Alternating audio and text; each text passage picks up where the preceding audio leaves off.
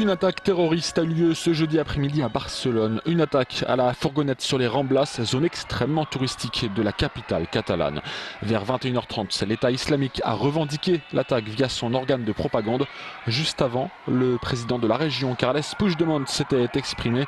Il évoquait alors 13 morts, 80 blessés et affirmait que 2 hommes avaient été arrêtés. Et comme le rappelait le président de la région, il convient de rester prudent et de ne dévoiler que des informations vérifiées et sérieuses.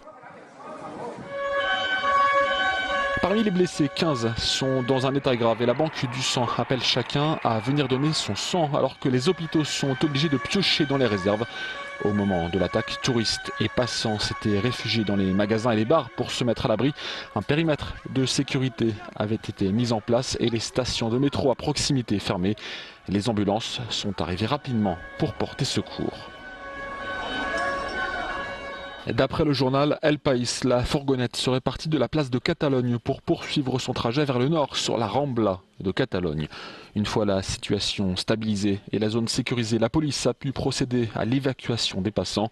Le chef du gouvernement espagnol, Mariano Rajoy, a fait savoir qu'il était en contact avec tous les services. Une réunion de crise a commencé en début de soirée.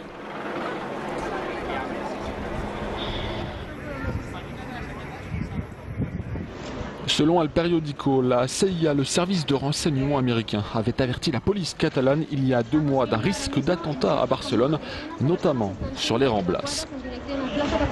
Les États-Unis condamnent l'attaque terroriste de Barcelone en Espagne et feront tout ce qui est nécessaire pour aider, a d'ailleurs indiqué Donald Trump sur Twitter.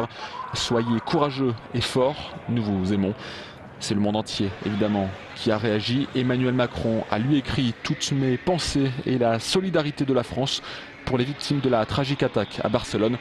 Nous restons unis et déterminés.